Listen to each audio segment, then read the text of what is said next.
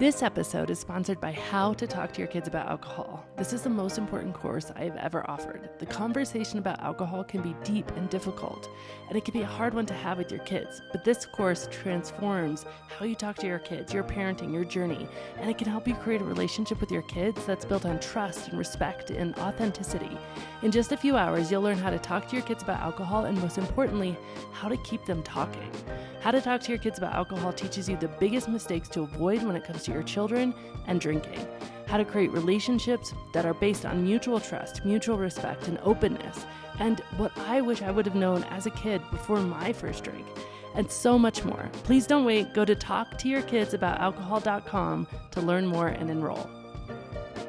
Hi, this is Annie Grace, and welcome to This Naked Mind podcast. I'm here with Kyle. Hi, Kyle. How are you? Doing well, Annie. Great to be here. Excited to share the story and get to meet you as well. So good to meet you too. It's so awesome. So why don't you sort of take us back to the beginning in your relationship with alcohol? Like, where did it all start for you? Yeah. So grew up I live in Nashville, Tennessee now, but I grew up in a small farm town in Wisconsin. So as the cliches go, everybody drinks in Wisconsin.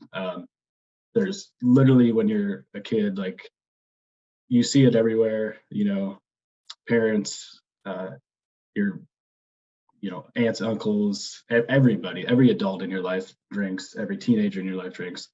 So I think by the time you get to like middle school, you're like, okay, I'm just growing up, this is what you do. You seriously rarely ever meet anybody that doesn't. And, it's a big, people still joke about it, like I grew up with, like it's still just like a big kind of, pride, of Wisconsin, that like it's the biggest drinking state or whatever. Yes, there's not a lot to do, but I know now that there's a lot more to life.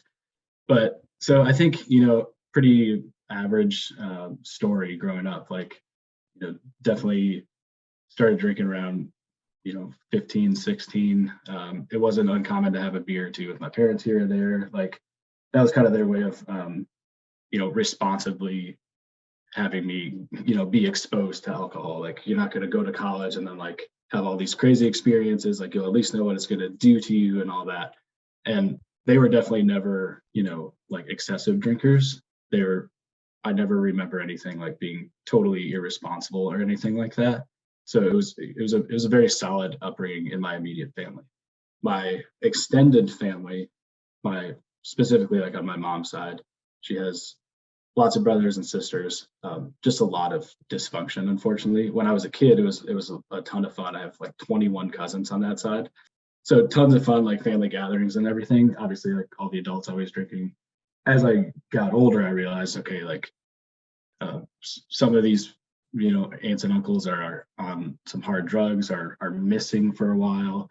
Their kids aren't being taken care of. My aunt had an issue with cocaine where for years she was kind of not there for her daughters, and it was a lot of heartbreak in the family. I remember a time where she came to our house when I was, I don't know, in elementary school, and I had no idea what was going on, but she was high and like coming off of the street and all this stuff. And then my uncle, her brother, not like marriage or anything, he actually died 10 years ago of a heroin overdose. So there's like lots of addiction. In fact, just a few weeks ago, like Christmas Eve, my aunt died of she battled pain medication addiction for better part of 2 decades. So I kind of knew growing up that, like, okay, I was pretty straight and narrow. Like, you don't touch the hard stuff, but everybody drinks. Drinking is fine, but as long as you kind of stay away from cocaine and heroin, and like stay focused on school and all that, like everything will be okay. And for the most part, that was true. It was a pretty, like I said, kind of average upbringing. Like, I really enjoyed my childhood, close with my brother. Went to just kind of like a small town school, had some really great friends. Like I said, started drinking at parties in high school and everything. That all was very normal. Decided to move to the Nashville area for college. And again, like kept drinking, kept partying with people, you know, went to school for music business, so lots of concerts and all that kind of stuff. And, you know, it was all, I never questioned anything. Like there were certainly a lot of times where I went overboard, but so was all, you know, everybody that I was with. So it's just maybe in the back of my head, I kind of knew like, you know, I should not be going as hard, you know, but there's certainly never questioning anything. And then I had a kind of like my first like long-term relationship in college. And my senior year, that kind of ended a little rough. We went our separate ways. And that kind of being my first exposure to that, like, you know, thought we were going to be together, that type of thing. Definitely like relied on alcohol to get through that, like for sure. Like drank alone, like lived with my parents at the time, like, you know, just drinking their booze, staying up late. And then I eventually like moved back out and with friends to finish school and everything. And, you know, just a lot of drinking on work nights, just kind of, we did our normal partying on the weekend, and like over time, like things got better, met different people, all that. But that was like the first time where I definitely was like, okay, I used that as, you know, we learned about the science behind it. Like I definitely used it as something to cope with. Like, I don't know what else to do. This sucks. I'm just going to drink. And I don't know what else to do. Like, kind of those using the tools we have at the time, right? You know, that's all I knew what to do. Like I had no idea how else to cope with it. And, you know, if I wanted to like vent to family or my friends about it, it's like they were going to drink with me too. Like, I mean, you know, they understood that I was like drinking more around that point. But then, you know, over time, kind of get over it, for lack of a better way to put it, and then live with my friends. You know, got into the workforce, worked some kind of tough jobs, really stressed out.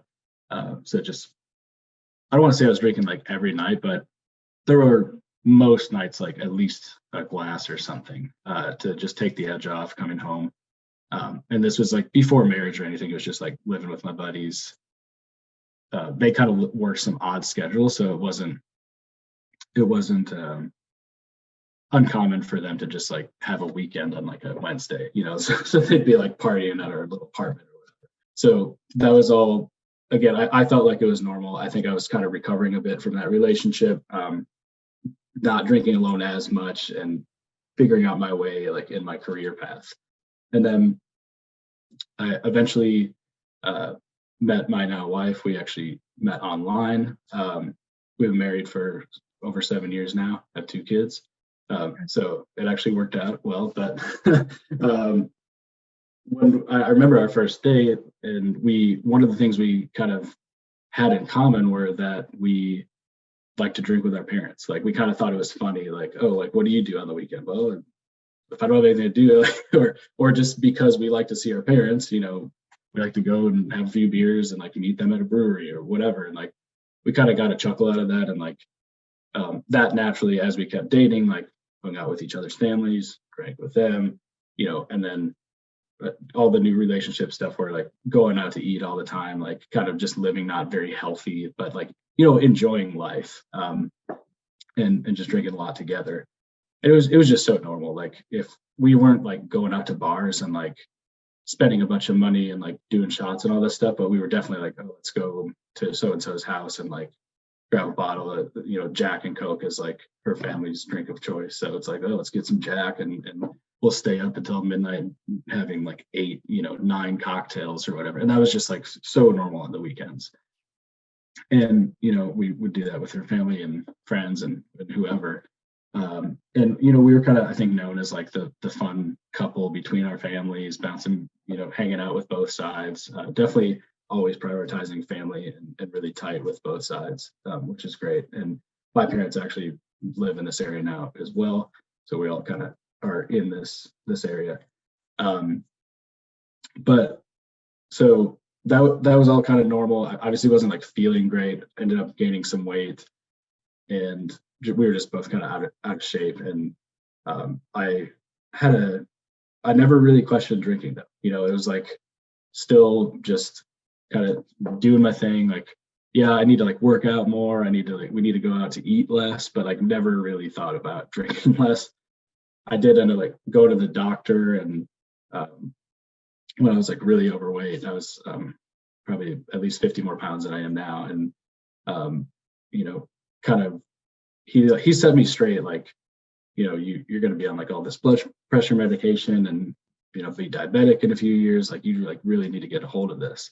Never once did he say stop drinking, just like you need to like diet and like you need to move around more. Never once did he talk about drinking. And I was like, okay. So naturally I didn't ever question drinking. I maybe slowed down a little bit for like calorie sake, like maybe you have a vodka instead of 10 beers or something.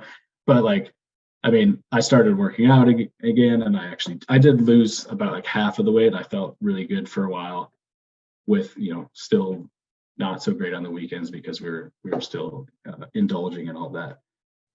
And so life was pretty good there for a few years. Career was going okay, and then we had our first daughter in 2018, and again, like we're both doing pretty well in our careers, like really excited to be parents and everything.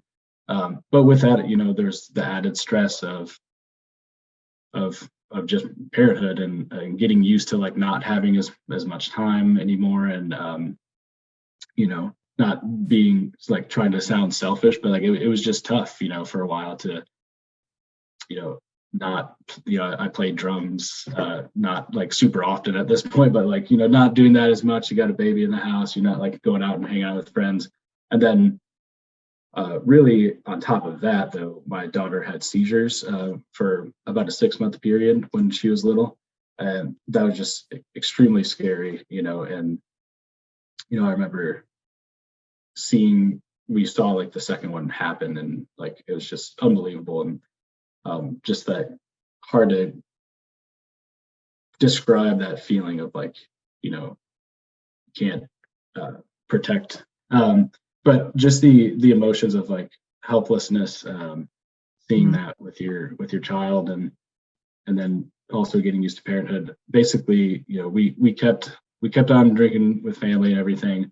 I definitely had, I think this is what I kind of remember like noticing, having more, I call them like spells, if you will, but it's like I just went overboard. We would be at somebody's house, or like maybe it was a holiday or whatever, and just like felt like I could let loose. Like here's a drinking event, if you will. And I've been a professional Wisconsin drinker my whole life. Like my tolerance is so high, like this isn't going to affect me. But there's these instances. It wasn't like every weekend, but maybe every couple of months, where I just went way too hard, maybe like snuck some drinks, and like ended up just, basically blacking out, and, like asleep on the couch or something, like at a family event. And it's just like, what's going on? Like, and that happened several times. And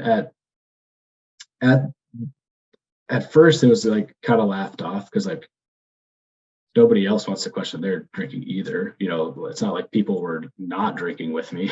So it was kind of laughed off at first, but then you kind of add the seriousness of it, like, okay, well, this is real now. Like we have a daughter, like I'm a dad, like I can't just do this. Like what's wrong with me? So that's like when the real like shame and like self-loathing really started to set in, around 2019 or so, having a few of those episodes, if you will. And then, obviously my wife was always really disappointed in me. It's just like that, that's her natural response, but that would just really like, I would wake up feeling terrible, we'd have a tough talk, and then like there'd just be like another load of shame, and like I just self-hatred, like how can I do this? I'm disappointed my wife, like we have a less than 1-year-old, and I'm doing this stuff, like. And then, honestly, after a few days, weeks, like things would kind of go back to normal. We would both keep drinking, and then that would just happen again. It's like enough time would pass, and then, okay, like Kyle was doing good, but then he went overboard again. And it was just getting old, and I didn't really know what to do. Even during that point, it sounds crazy, but like I wasn't really considering totally quitting. We tried to moderate for a while, where we thought the solution was, after those things would settle down, after those difficult conversations, like, okay, well, we kind of overindulge in like whiskey or something on the weekends. Like, let's cut out the hard liquor, because that's the real stuff. Like, let's only have a couple beers or something, or a couple of glasses of wine, and starting to count the drinks, all of that stuff that we know is very difficult to actually execute, and takes a lot of mental capacity. But so, we tried that on and off. It would work for a few weeks at a time. Maybe you get a little bit of momentum, feel better about yourself. Like, okay, we went to this event. You had to talk about it like the whole time. Like, oh, we only had 2 drinks. Like that. Talk about the mental capacity it takes to keep up something like that. And then eventually, alcohol creates the need for itself. Like you have one of those nights where you only have 2, but maybe it's a little bit stronger. Maybe it's like an 8% IPA, and and then you're like, okay, before you knew it, I went in there to this event or house party, whatever, thinking we were only going to have 2, turned into like 6, blacked out again. How did this happen? Blah, blah, blah. It's just like kept going on and on and on. Like, meanwhile, I think to the outside world, I had it pretty together, except, maybe certain family members see like an episode here and there, but like doing pretty well at work. We're a happy family. All the, Facebook pictures are perfect, all that stuff. But I just knew this just was not good. And I didn't know how to snap out of it. And eventually, so this is October 2020, I had another one of those moments, and I think this time around my wife she was upset at first, and then more so like, okay, look, like, let's just try. It was her idea, like, let's just try to stop, because she was drinking along with me. She was never going that overboard. She had more control. But all those nights with Jack and Coke, like, we were going drink for drink. It's not like I was the only one, but I definitely was out of control in those instances. So there was some desire on her part too to be healthier, at least.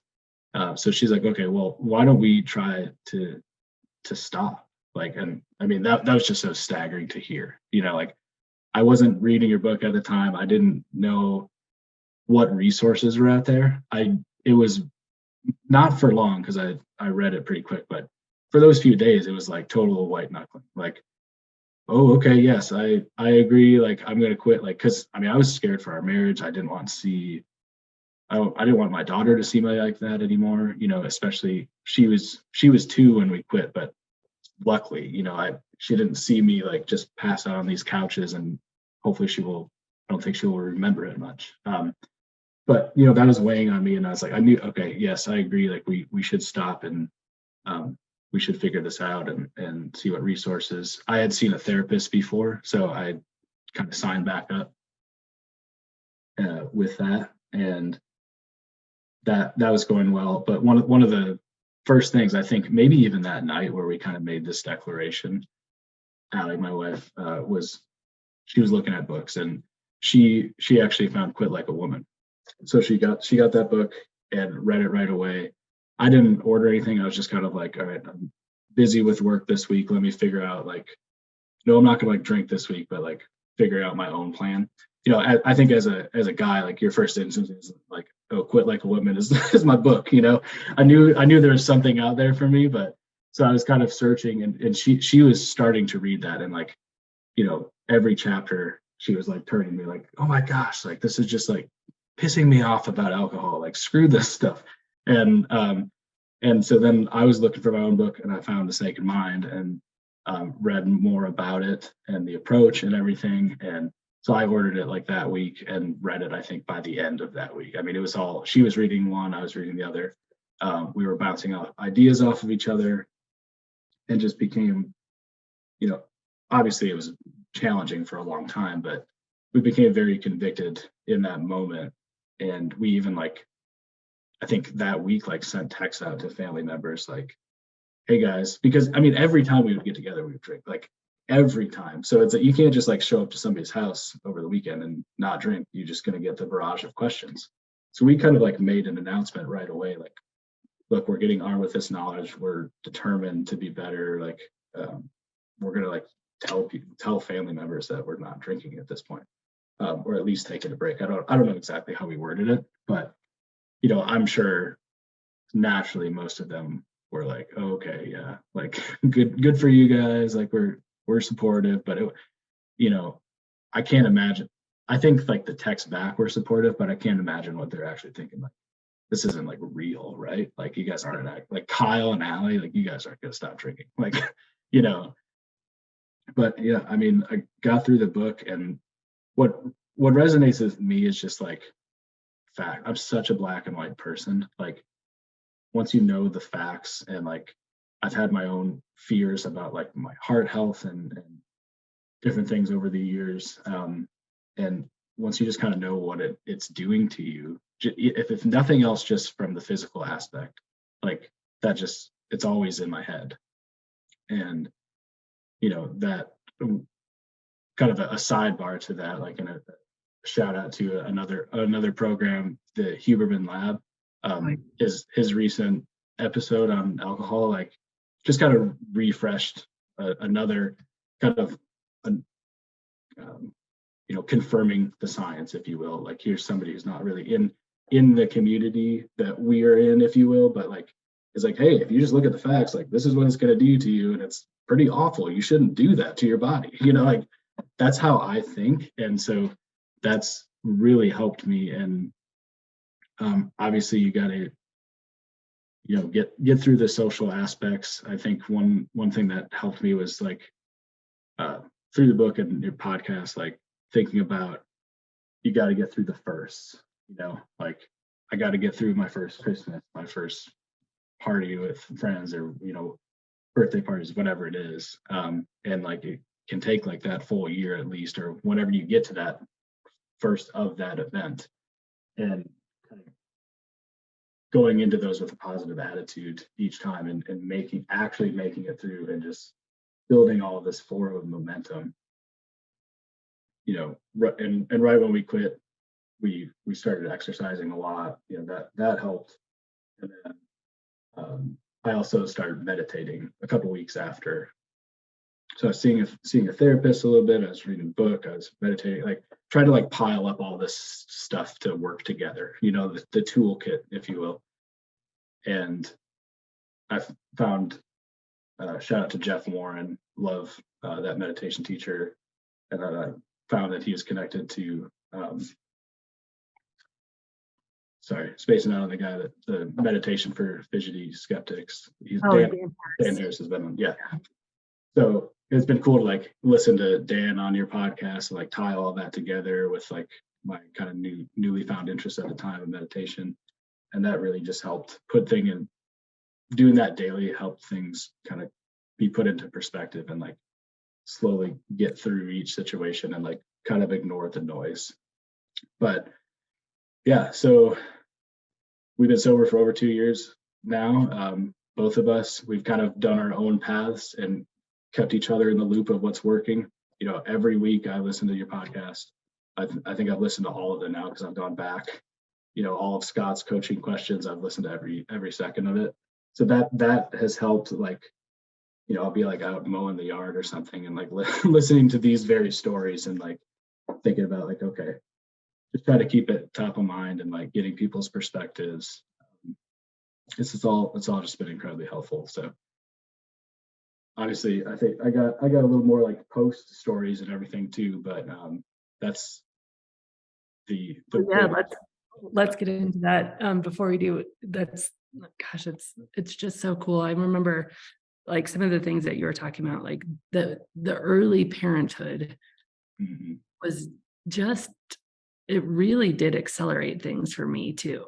And I think as a mom, because I'd not drank for 9 months, and I was like compounding it with being deprived, that I had like had to miss out on all the drinking. So I was like doubling down. And then I just remember we had like this back porch, and when we finally got him sleeping, as soon as he was asleep, we'd just go out onto the back porch with the baby monitor and like bottles of wine and just sit there and get super drunk. And it's so interesting because especially when you're talking about like health issues with your kids, I just had moments where I was like, we couldn't take them to the hospital right now. Like it would be a problem. Like we wouldn't be able to get in the car. And there's always ambulances and stuff, but I was just, that like little worm in my mind of, So anyway, I just really related to that.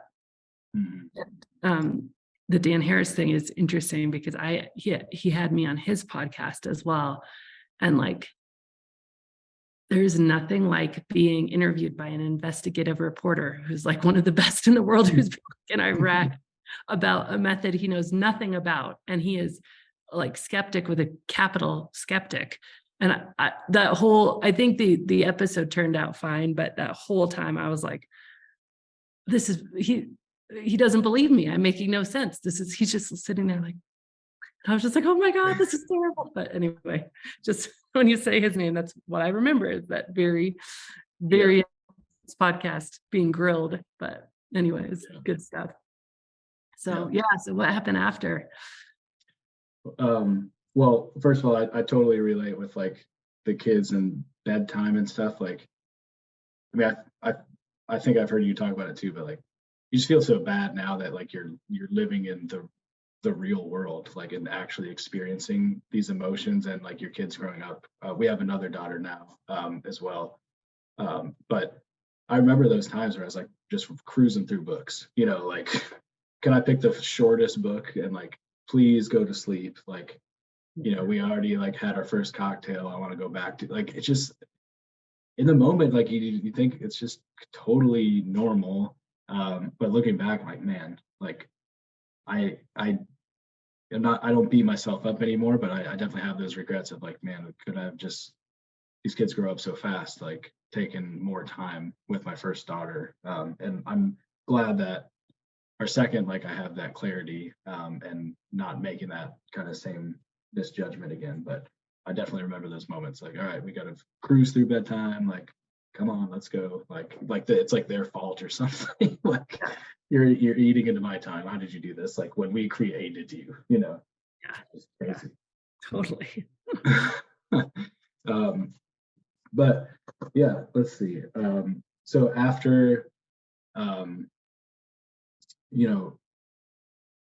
thinking about like how family interactions and social interactions have been, I think everybody is like really supportive, like especially close friends and everything, but I don't know if anybody like truly gets it.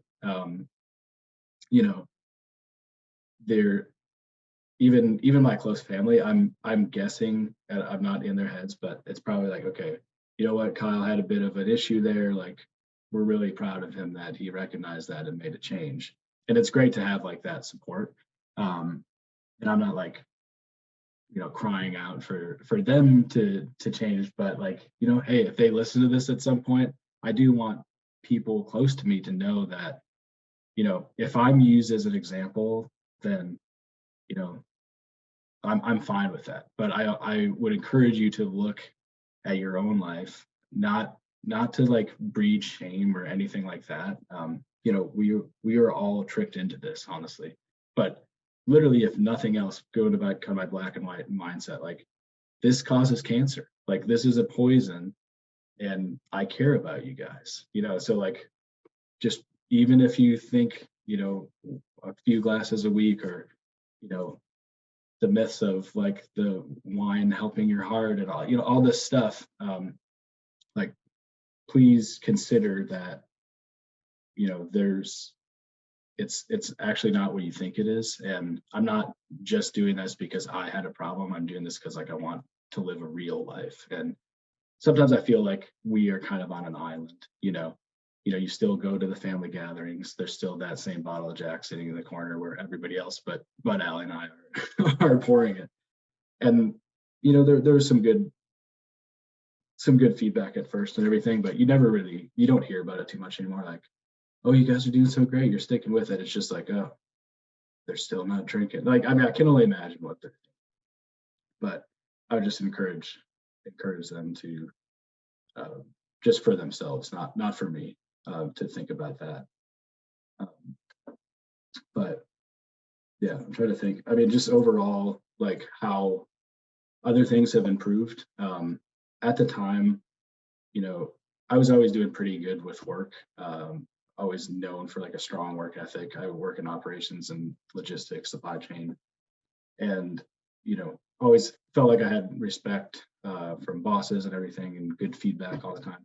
But looking back at those times where like those spells were happening, if you whatever, if things were kind of going downhill, and my daughter was young, like I just remember waking up and going to work on Mondays, like so incredibly tired and like just spacey, and like who knows, maybe like some point in the afternoon on that Monday I'd like have some clear thoughts and like start being productive, and like I could kind of mask my way through it, like get pushed through some meetings, make it seem like I'm just like ready to go, like kind of put on a show. But in reality, like physically and mentally, just like totally worn out and not feeling good at all. And just Monday after Monday after Monday, like for years. Like it's just crazy how like, oh, that's just part of your life, And by the time Friday rolls around, it's like literally going to the liquor store and then, doing the same old thing, where on Monday I'm like, man, I need to like someday, maybe when I'm older or something, I'm gonna slow down and feel better when I go to work. But now it's just like it's just crazy. I feel like I'm superhuman sometimes. Like I don't even mind like looking at some emails on the weekend. Like it just doesn't bother me. Where you hear about like the Sunday scaries, like anxiety, all of this stuff. And I mean that's all real. Like everybody has stress with their job, but man, is it incredibly compounded with alcohol. And like you're telling yourself a lie if you think it's not. Like I know I was the person who would try to convince my wife, like, hey, let's go to a brewery on a Sunday afternoon, because in the back of my head I was pretty anxious about the work week. But that was only in the moment. It was fun, for 20 minutes or whatever, it was fun. And then just not having that clear head going into the week, it's just such a huge difference now. And I currently have a role that like there's no possible way I would probably been able even to get through the interview if I was still drinking. Like I cannot believe I would be where I'm at right now.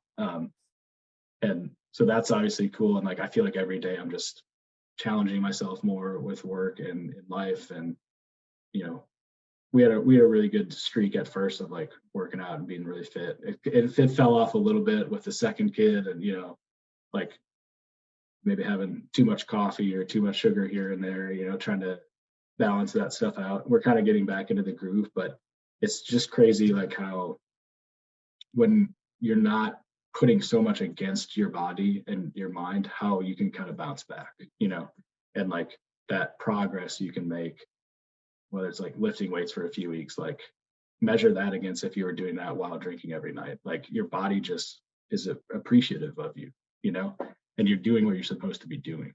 It just feels totally different. That's awesome. Yeah. And so you talked a little bit about like socially with your family, but what about socially with friends? Yeah, I meant to touch on that. So it's been a little weird.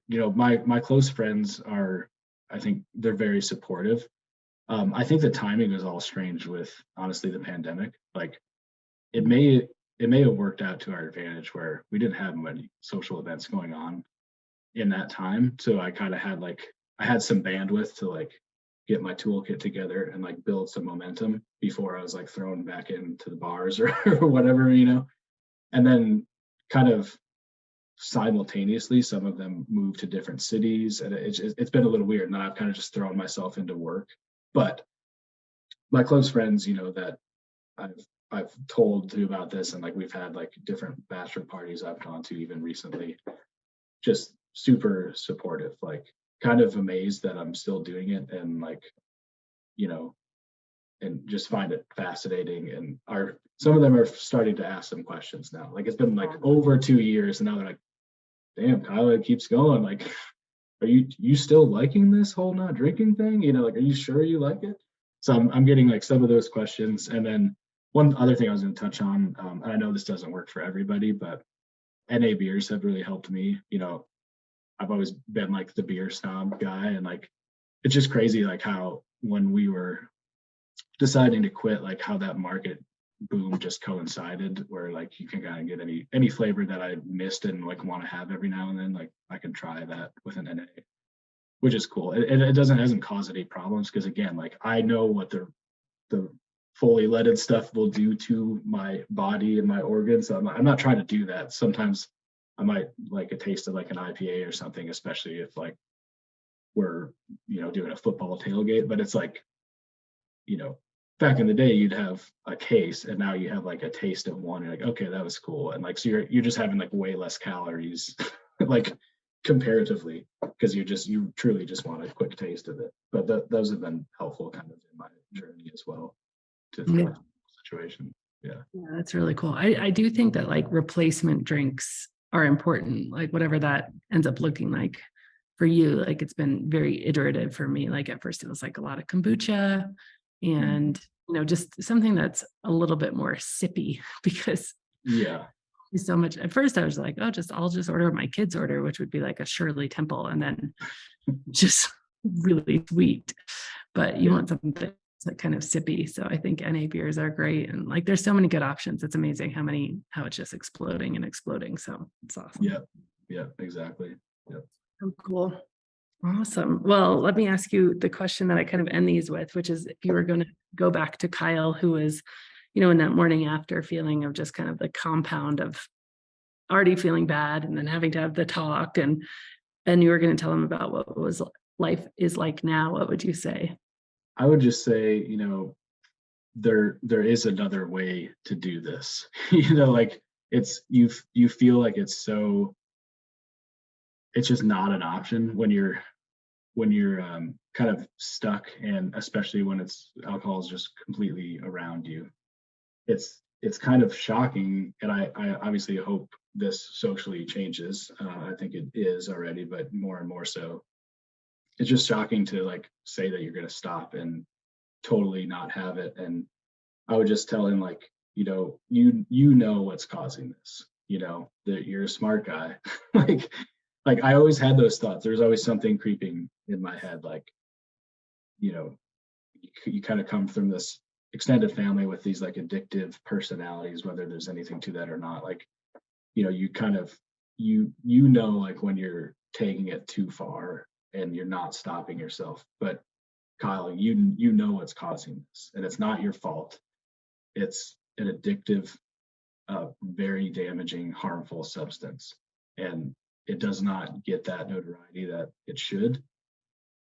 And just trust your instinct. Like I always knew there was something that should change, and I just didn't think it was possible. I didn't know how to go about that. I wasn't going to go to AA. Like none of that was an option. It was just like, oh, I guess moderate or bust, and hopefully this will work out. And when you come from where I'm from, and it's so foreign, but I'm glad that I found your book and got turned on to the science of it and everything, because I really had no idea how to handle this. And it kind of was to a point easy from the start. Like once I had that knowledge and I knew what I should be doing, I really just needed some time to pass and get some reps, if you will. And so thank you for digging in this and pushing so hard out into the public. And yeah, I didn't think there was any other way, but there is a way. That's so awesome. That's so great. Well, thank you so much for coming on and sharing your story. It's super, super inspiring and just really, really cool and well said. So appreciate it. Thank you. Yeah, appreciate it. Thanks, Annie.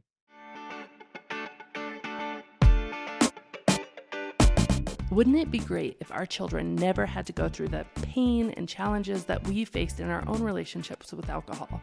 That's my greatest wish for my own kids, and it's why I created the most important course that I've ever offered, How to Talk to Your Kids About Alcohol. Now, even if you've struggled with alcohol and you're not sure what to talk to your kids about it, or if you want to create a relationship with your children that's based on mutual respect, mutual trust, and open communication.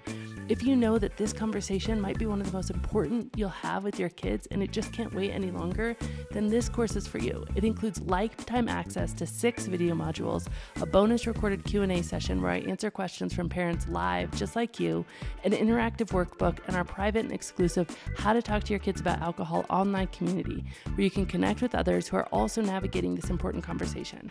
Visit talktoyourkidsaboutAlcohol.com to learn more and enroll today. And as always, rate, review, and subscribe to this podcast, as it truly helps the message reach somebody who might need to hear it today.